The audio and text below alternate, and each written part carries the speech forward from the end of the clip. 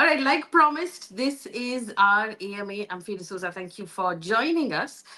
Just opening it up, waiting for our audience to come in. We've had quite a day in the news. Shabazz is here saying good evening. What's in a name? I rarely participate in M&A, but AMA, sorry. But I like your content. So here I am. Greetings from Washington, from the great country of Trump. I like Elonistan. That's a accurate sort of description of what's happening in America right now. It's I mean, it's fascinating, but I think that we've had quite a quite a morning or quite a day in India with the whole Saif Ali Khan incident as well, and we can actually have some conversations about that because I know a lot of people. There we go. Subarna Ray says, "Is Mumbai really safe with the recent events? What's your take?" It's really difficult to sort of give a take on it because this till this morning I was sort of I was holding out saying we don't know what has really happened.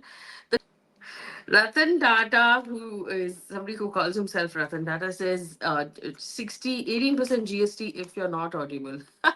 Okay, so I was trying my microphone, but apparently it doesn't work, so we'll go just this way. Hmm. So, what is your biggest question when it comes to the news right now? You tell me. Sujoy Sengupta says, I did my super thanks yesterday. Thank you so much, Sujoy. In fact, I have a list of everyone who had, participated in our super chat. Let me tell you your names. Sujoy was the first one, and I think Sujoy is in Singapore, if I'm not mistaken.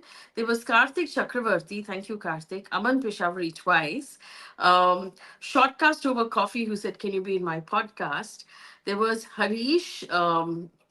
Anoj Wilfer and Dr. Rajan Marquez. There was also Gary Pereira. Uh,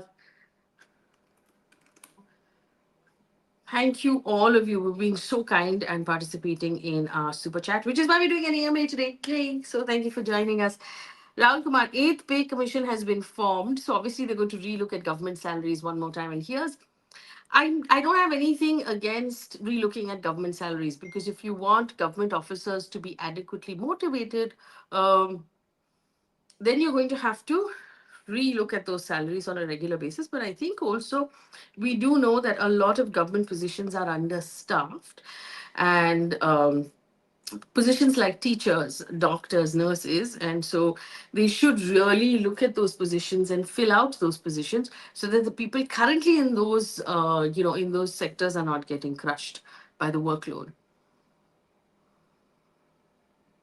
So Kukatsu, did I say that right, is asking, do you think the ceasefire will go through and actually last? So here's the thing, right?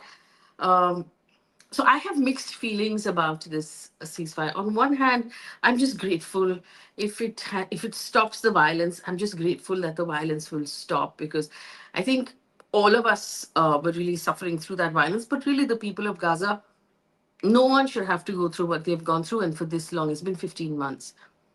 But I also feel that a lot of the human rights violations in Gaza are going to go off scot free. And, it's just a random Wednesday where they have decided, okay, we're done.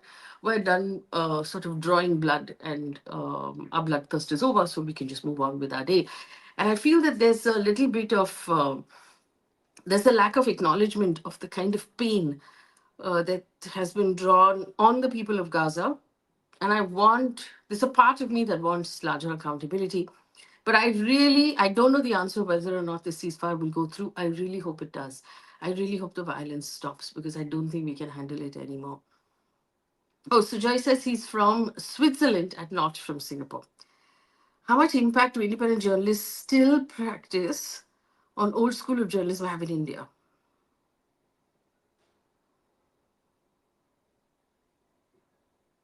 So that's the thing, right? So what's in a name is asking if independent journalists still have a large impact. I think that independent journalists do have an impact, but it is a market that is closing really quickly because the money is still going to largely the mainstream media in terms of advertising that's coming out of governments. And on the other side, a lot of the content is going to podcasters who are not journalists because it's easy to do an interview with someone who is not ethically obligated to ask you tough questions. So normally I'll give you this sort of background information.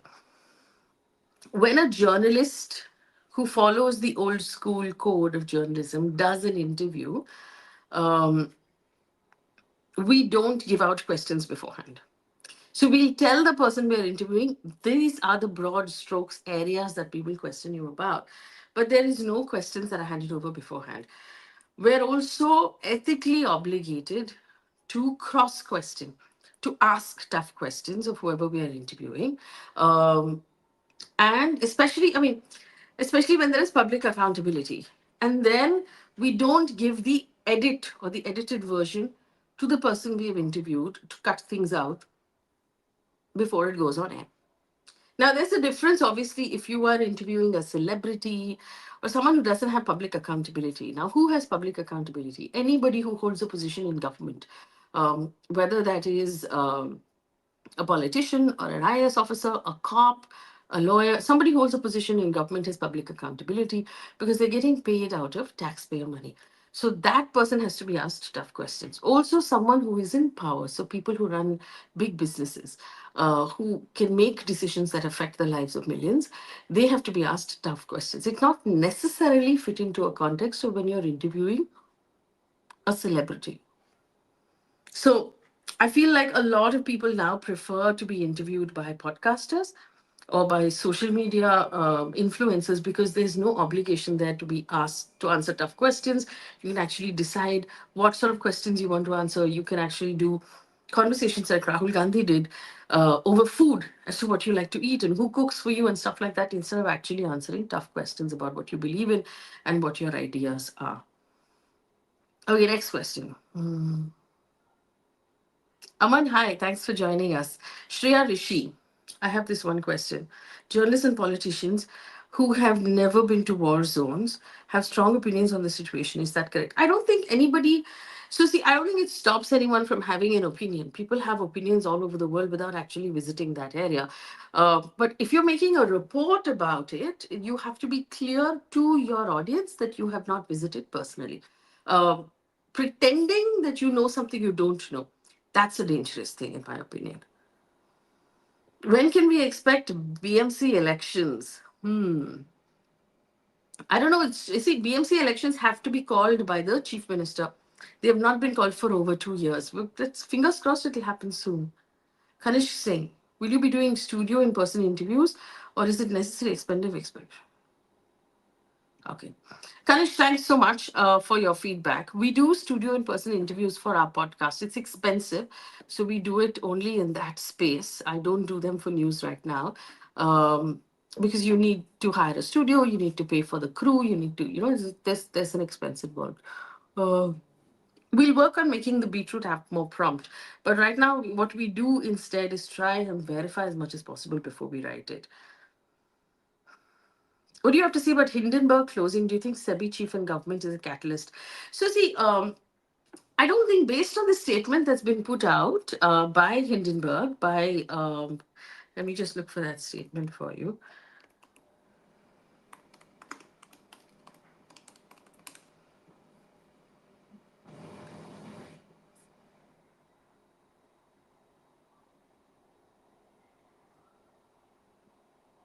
So, Nate Anderson, who's the founder of Hindenburg, right, put out a statement where he said, as I've shared with family and friends of our team last year, let me see if we can share this. Give me 1 second. Um,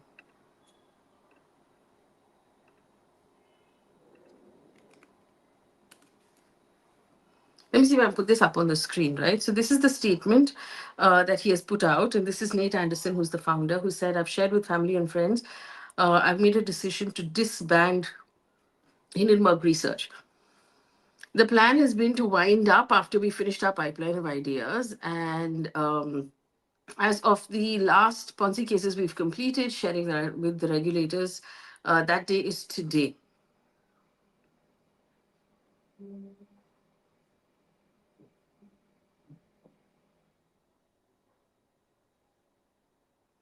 So basically, he's dismantling the research team that is currently working, that's been working on a certain number of projects, including obviously Adani. Um, But he is not in any way saying that he's not going to continue to do this, or he's not going to like not open another firm, or and I think the most important thing is that he's not doing this to escape legal action, because he can't escape legal action by just winding up the research team. So it'll be interesting. I would keep an eye on him particularly and see what he does in the future. I think that would be interesting for me. Okay, I'm going to the next question. One second. Aman Peshawari, thank you for that super chat. He said, I've seen national daily top news channels broadcast news without checking for facts. In that case, how do you believe the news? Have we done enough accountability? Do we have enough accountability in the media? No, we don't actually. That's a big problem. News coming out without it being fact checked is a huge issue. I think we're getting closer and closer to a time when people are mistaking fact checkers for censorship. That's what happened in that meta decision that we saw recently.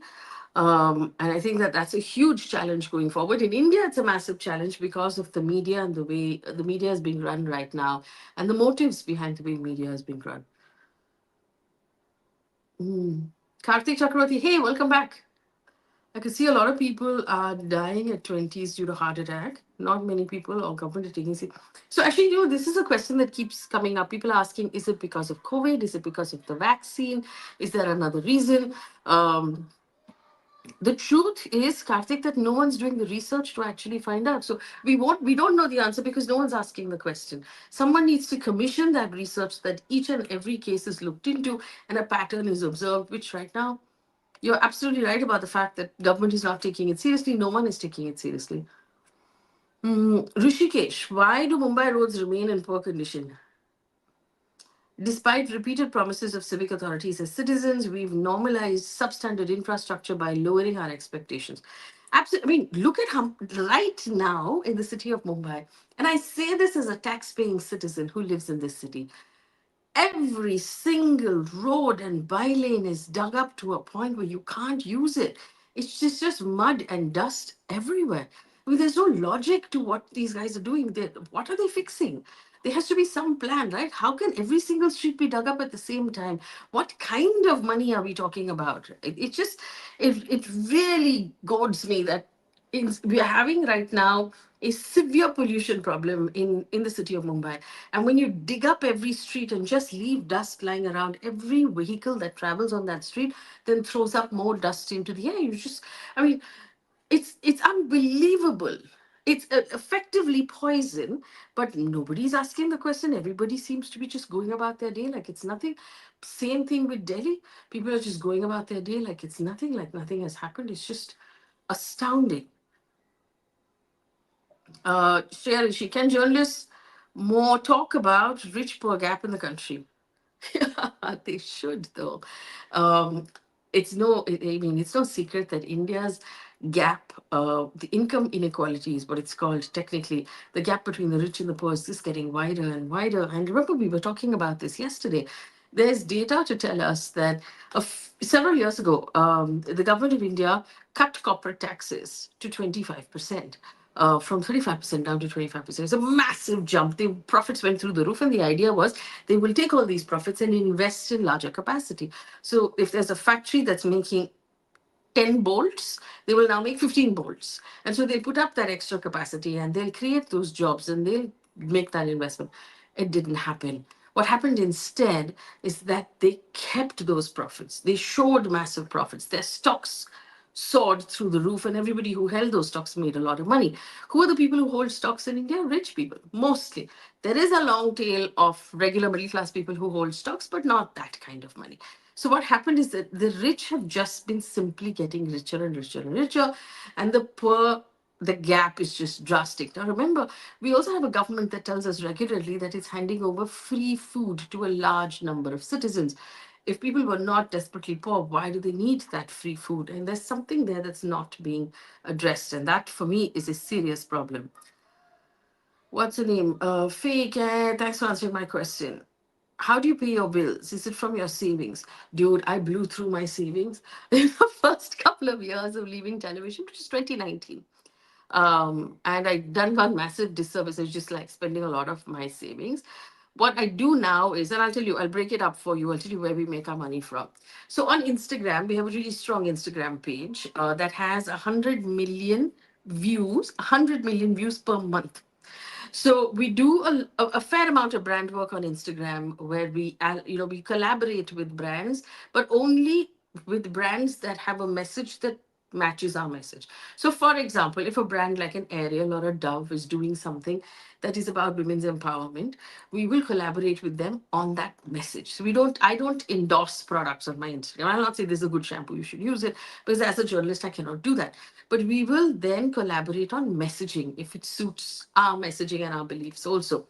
So that's one of the roots of our income. The second and massive root of income is that I speak at events, I moderate discussions, I speak at corporate events, and I charge for that. And that money is used to pay the salaries of the news team.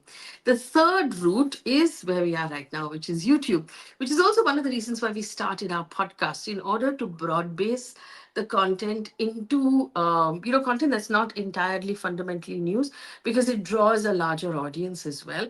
And then every time you do a super chat or you watch one of our videos, we get a trickle of an income from YouTube, and that's the third source of our income. So this is where the money comes from. It's not a lot of money, it's just about enough to pay salaries. We're hoping to do better than that, but what it does then, it keeps us going without having to take any money from anyone. So I've not raised funds from anybody so far. So that's where that money comes from. Shreya, she says, thank you for doing an amazing job. Thank you, Shreya. That's really kind of you. Let me see. How do you juggle motherhood and pets and lives and journalism, says Ganesh Singh. I try. On some days I succeed, on some days I fail, but I just try my best, Ganesh. Mm. Omkar Jadhav, I see your question. I don't know the answer, honestly. For our audience, Omkar Jadhav says, do you think people are going to stop worshipping Modi ji? Don't they understand they're being divided in the name of religion? I'm not going to answer that question. Anaya Tiwari, any comments on a certain on the next census? I think it was meant to happen now because we can't have delimitation without a census. So that has to happen. Okay, naam nahi bataunga is the name. According to you, which is more corrupt, babus or netas? You forget cops. I don't know. It's very difficult to tell. Rosario Fernandez, what's your take on the ridiculous tax on common man? You know how I feel about this? I think the taxation that we pay is completely ridiculous because, like I was pointing out yesterday, apart from it, we get taxed on two sides, and every time someone in government tries to simplify the tax system, they make it worse. So you have income tax. It's already fairly high in India, and GST after that. So I wanted to point out that there is this false understanding that only a small group of people pay tax in India and they're shouldering the burden of the whole country. It's not true. Yes, a small group of people are paying income tax in India, but everybody else pays indirect taxes. Like GST, for example, even the child on the street who goes and buys that small packet of biscuits for 5 rupees is paying GST on that biscuit. So that child is paying tax to live in this country. So every single thing you buy, every service that you use, you're paying a portion of that to the government. And it was meant to be a simplified tax, but it's not a simplified tax. It's a really heavy tax. So there's GST that you pay, there's property tax, there's road tax, there's toll tax that you pay every time you go to the toll plaza. Um, it's an unending series of taxes that you're paying all the time. And if we actually do that calculation, it comes up to about 50% of everything you make. And it's a lot of money. So I do believe that it's less tax and more a boot on our necks at this point.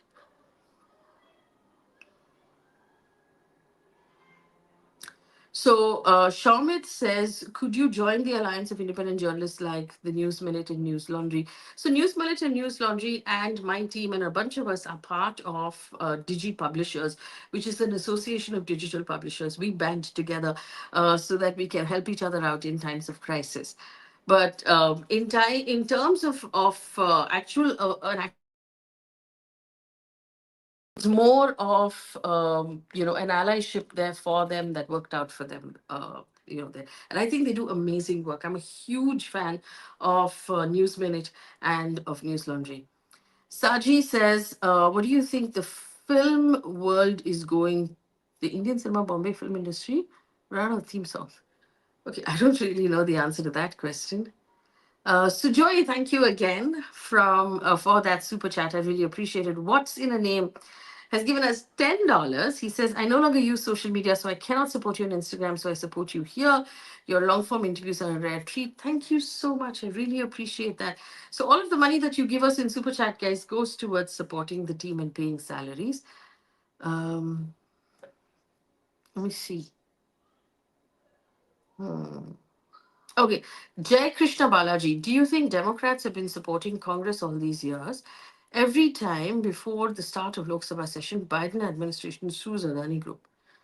I don't know if I find that a bit of a stretch in terms of that conjecture. Smith says, with the rise in AI, there's going to be a lot of misinformation. Correct. Twists and in the news. How do we as a public get the real story behind the headlines? There needs to be a lot of investment into fact checking. Unfortunately, thanks to Mark Zuckerberg, he's pulled the fact checking services from 3 billion people across the world. I don't know what the future of that is, but it's pretty scary. Who is your favorite journalist in India? Oh, interesting question.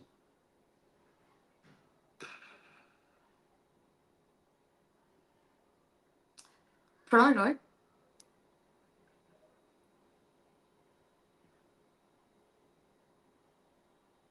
Why is the finance ministry not taking it seriously when it comes to the rupee getting weaker? I think they're taking it seriously. I don't think they have a lot of options in the bag as to what they can do.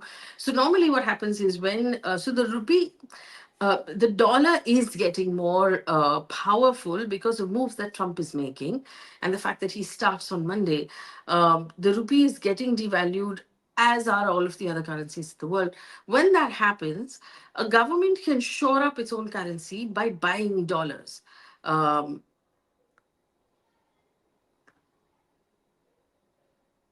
No, sorry, I made a mistake. The government can shore up its own currency by selling dollars.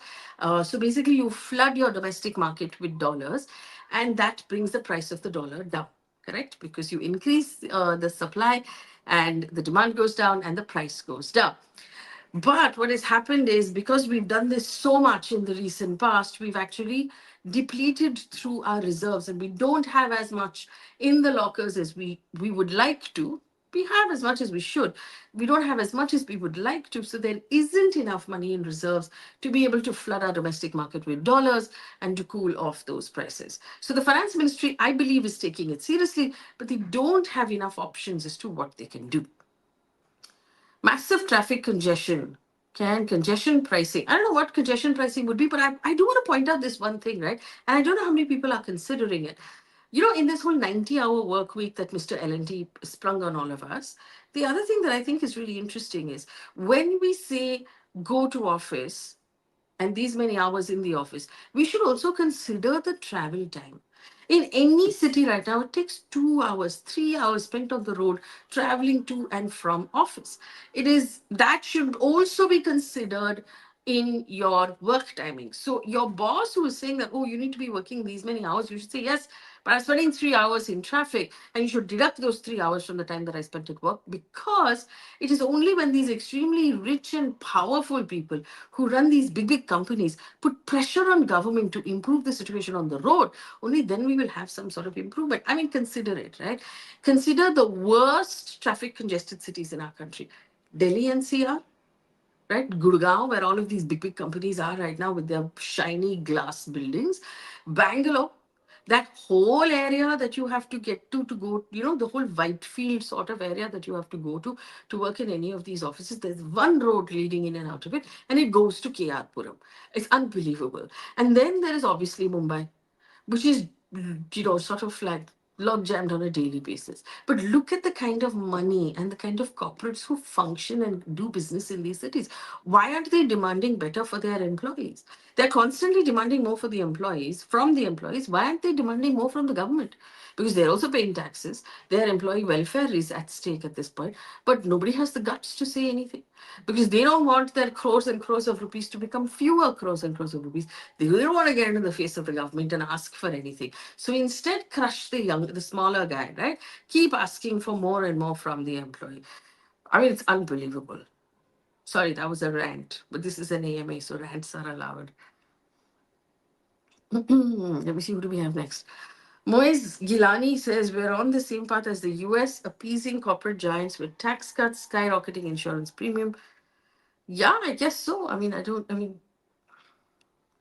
Aman Peshawari, what do you think about the Indian economy? Should there be more industries and government has done enough to facilitate that? No, if you're talking about manufacturing, government has not done enough to facilitate that. And that's a big question. Also, Aman, the next question that we should be asking, and I'd love if you could give me this answer, is what happens when we have more robotics and more AI taking manufacturing jobs?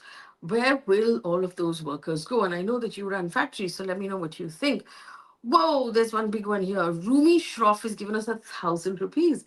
Thanks, Rumi. That's really nice of you. That's so kind. Let me see who else we have. I'm going through every single question, guys. So give me a minute.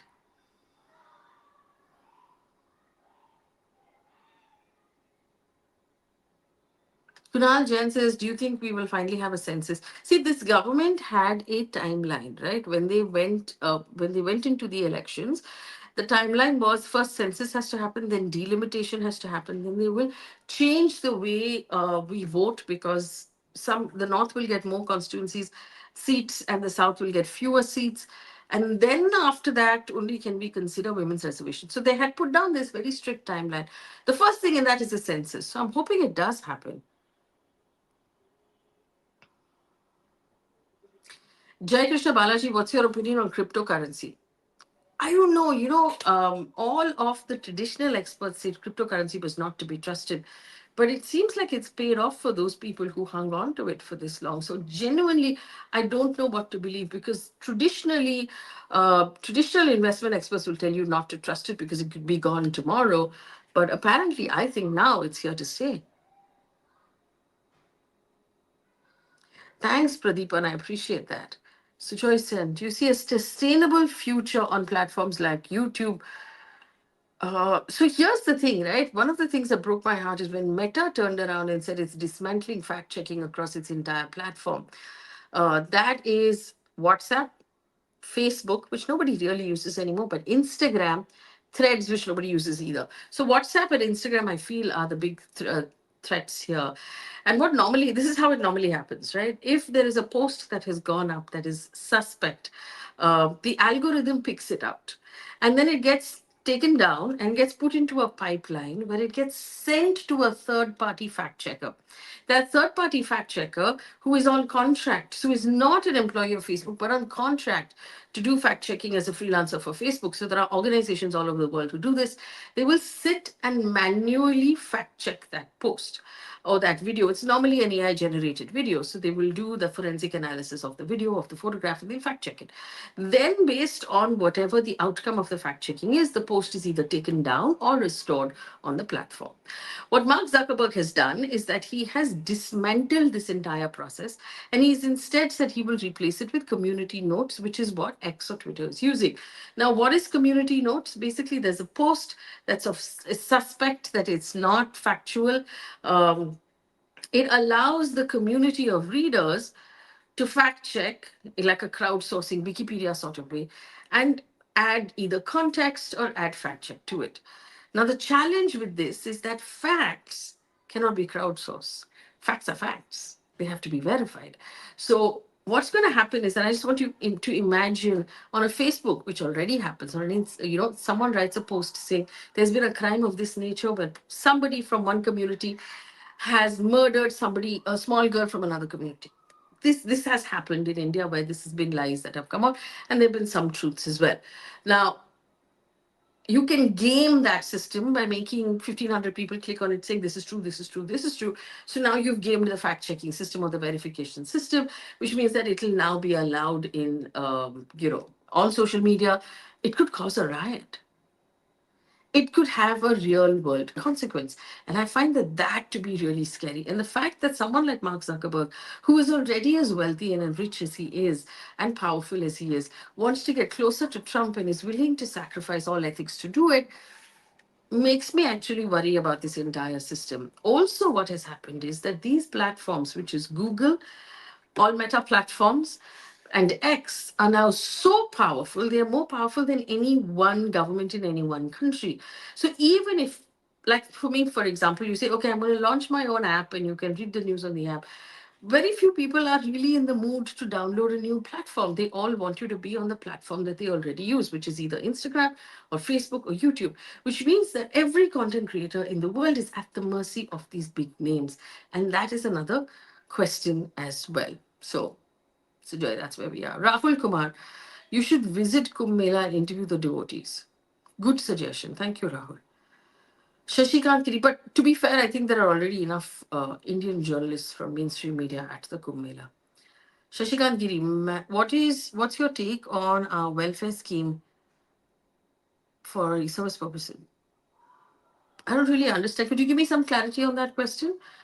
Uh, do you think, okay, Jai Krishna Balaji says, do you think right wing politics is on the rise all over the world?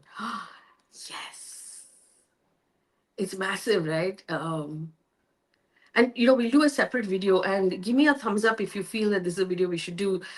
Joe Biden, in his exit address, in his goodbye address, said, we are now an oligarchy. And remember, yesterday I pointed out that Trump has actually appointed billionaires to his cabinet, which means that's representation. They are going to make decisions that suit billionaires. And what are those decisions going to be like? So, should we do a separate video explaining what an oligarchy is and why we now live in a world of oligarchy governments and what that really means? So, give me a thumbs up if you think that that is what we should do, and we'll do that in the next couple of days. Um,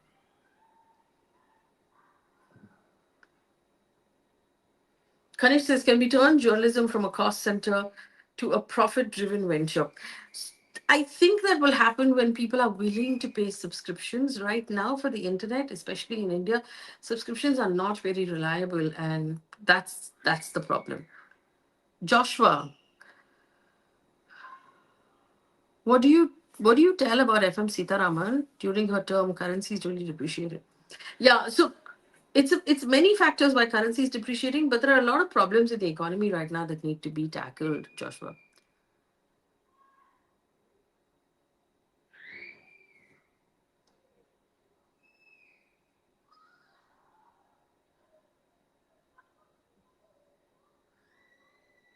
Rupee investors, can we start a campaign to stop freebies and buying of votes? Well, technically, we already have a law against buying of votes, but nobody's implementing that law because the Election Commission of India is, what is the most polite way to say this? Turning a blind eye to its own responsibility, and that is a massive problem.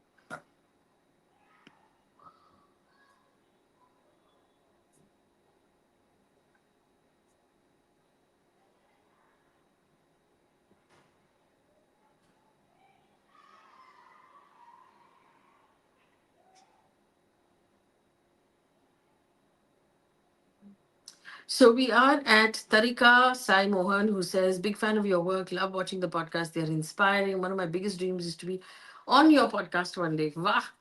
I'd love to have you on the podcast. Rupee says there is no report because inflation giving direct money transfer, Ladli Behna's training development projects.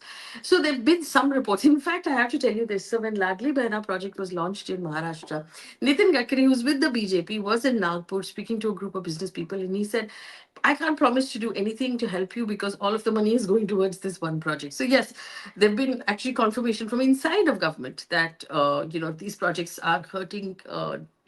Basically they take juice. You have to take the money away from something to give it to something else. The question that we have to ask is this: one thing is distributing money on the ground when elections are coming up. This is taxpayer money that's actually getting handed out. So that's another question to ask. But fundamentally, I don't know how many of you remember the previous, not this election, but the previous election when Raghuram Rajan and Rahul Gandhi had floated the idea of universal basic income, which is that every household below a certain level will get a certain amount of money every month, and that money will cover their basic needs of food and water and whatever else they need. And so everything that they earn after that will be put towards greater things. And there was this hue and cry from the BJP saying this is rubbish and people will drink away that money and they will never work and you should teach a man to fish and all of that. But all of these projects, which is the Ladli Behna project or all of the other projects where they're handing over money directly into people's pockets, is that same thing. So actually, I would love for someone to explain to me the economic philosophy behind it. I mean, I'm not saying it's a good thing or a bad thing, but I'd like to understand that if is this universal basic income or is it not? What is it? What are we doing really? Madhubala says, I want to learn about economics and business of India. Give me some sources. Oh, economy, is fascinating. Amartya Sen is a great source to read. You can start there, read a lot of the articles that do come out. Try Ruchir Sharma also. Ruchir Sharma is good, but he writes a lot about the US. He has a couple of books written about India that might be good for you to read. Mm.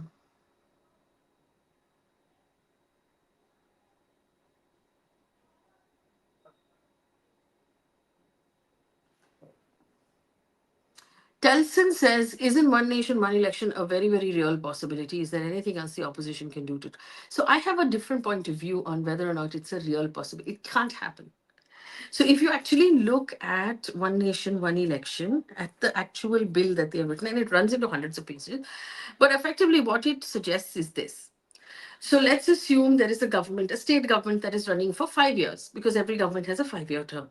Now, in Beach May, if that government falls for whatever reason, um, what this bill suggests is that there will be another election. But that second election will only be till the end of the term. And at the end of the term, everybody will go into elections again. So what this actually suggests is not fewer elections, but more elections. So what will happen is basically, so the whole country, which is your central government, state governments, city governments, it will eventually include panchayats also, will all have the election at the same time, and everybody starts their government. Let's assume one of these governments actually collapses 6 months to the finish line. You will have to have another election that will then situate a government for 6 months' time until that 5 year expiry period when everything expires and you have another election again. So that is one point that didn't really make sense to me. Second point is that the government will need numbers to push this through parliament. Also, because it requires some portions of this require ratification from state governments, which they don't have the numbers to do. So technically, this is not viable. And I'm not really sure why they've put it on the table and talked about it so much. I don't think it's a given that it will happen. If the government wants to make it happen, they're going to have to do something that we've not expected, which it's possible. They've done stuff like that in the past, but at least right now, it doesn't seem from what we're looking at that it's a given and it's going to happen right now. So I hope that was helpful. Telson.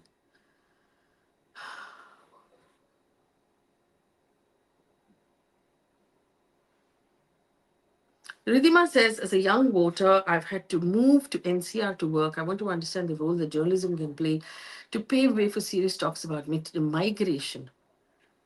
Mitigation. I'm not really sure what you mean. Ridhima, if you can give me a clarification, I'll try and answer your question.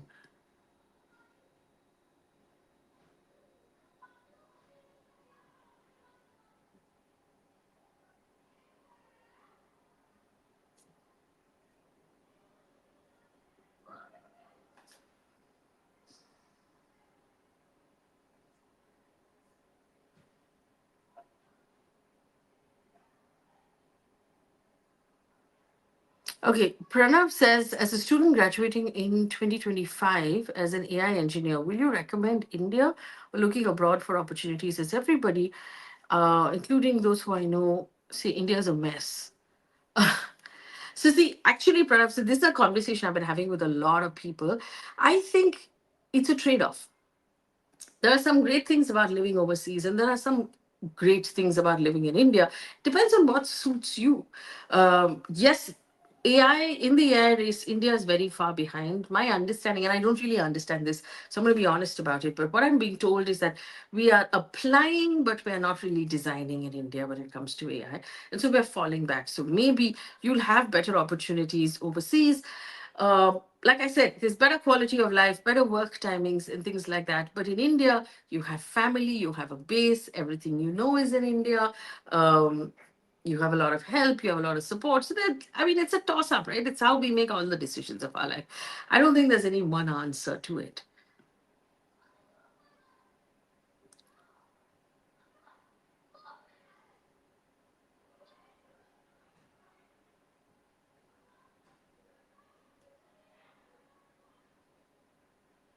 Yeah, Karthik has a really important point. Karthik Chakravarti says sometimes we tend to take certain rights for granted, such as work hours, bonuses, job security.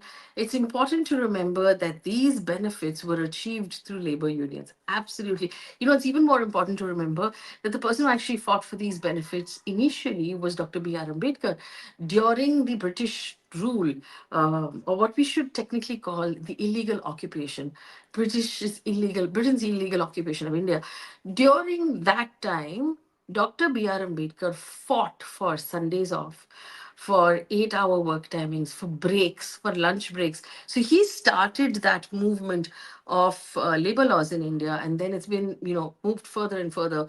The unions have made massive changes. So actually, I actually agree with you. This idea of dissing trade unions as being anti-business is actually deeply capitalist, not a very good idea.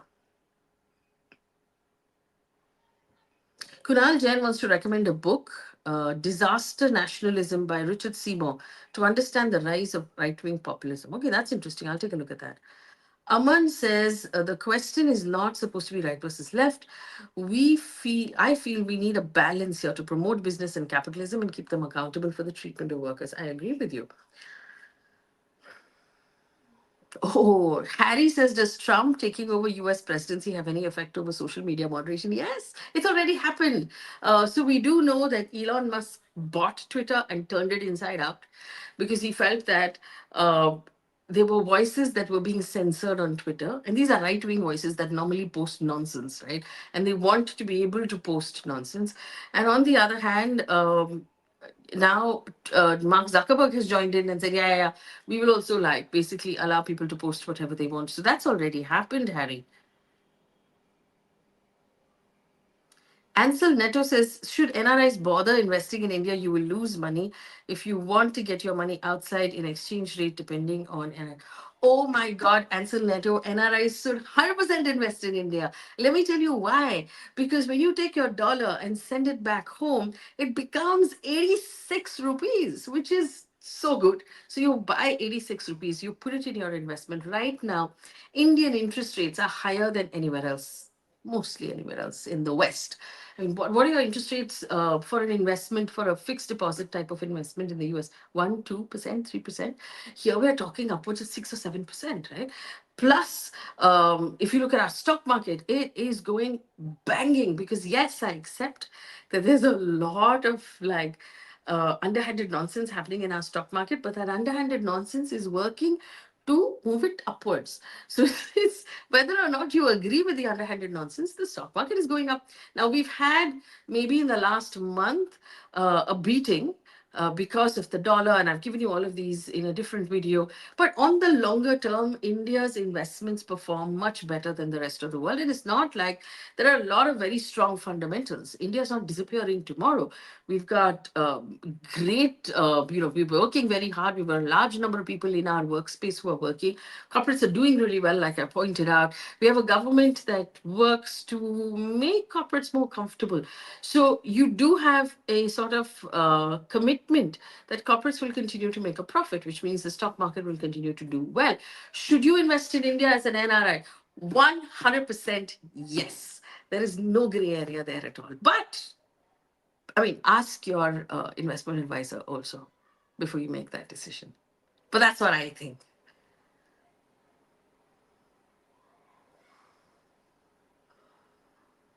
Oh, so Moez Gilani says your coverage of Lok Sabha elections were awesome. Oh, thank you. We're not doing too many panel discussions because we're not seeing too much response for those panel discussions, really. But we will do one for the budget, which is coming up, the union budget. We'll do one for Delhi elections as well.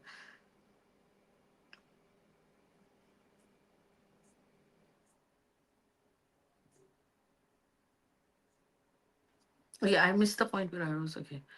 Richa says, uh, please do cover issues like big city challenges, open green spaces. We're all working hard. Absolutely. Richa, I fully agree with you. We don't have enough open green spaces in our cities.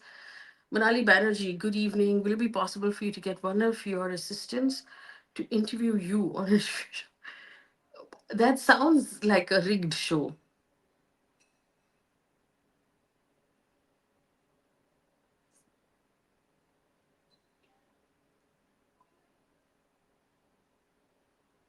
Okay, we've got another 15 minutes on this AMA. Let me see what else we have.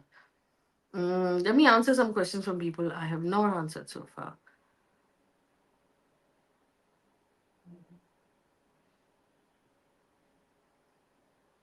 There's Adesh Sagar. Why do they keep pushing out inessential bills of amending and fixing existing structures? Really good question. I don't know. I think it's also about controlling the narrative and controlling the news.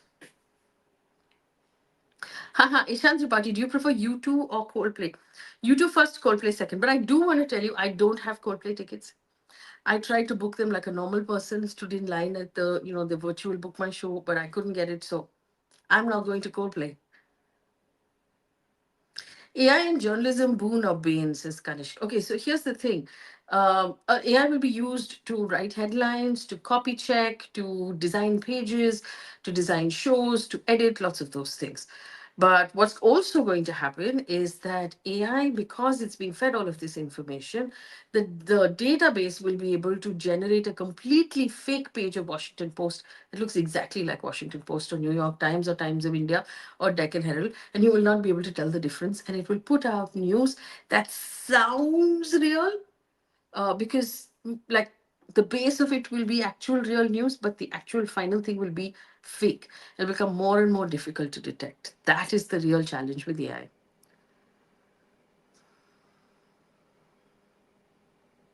Adish Sagar says labor laws in Europe are amazing. They won't let you work on your own vacation even if you want to. I've heard a lot of people complain that Indians actually ruin the market for everybody because we go overseas and we're willing to work on vacation and we're willing to work on weekends and after hours, and everybody else is like, dude, you're ruining it for all of us.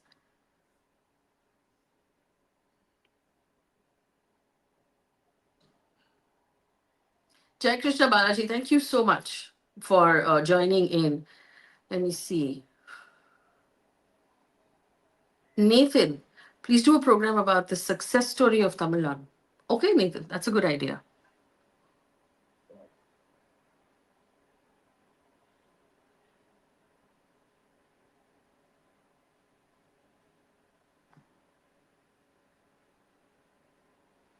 Okay, guys, I'm going to leave you here. I do want to thank you for all of your support and for the fan funding.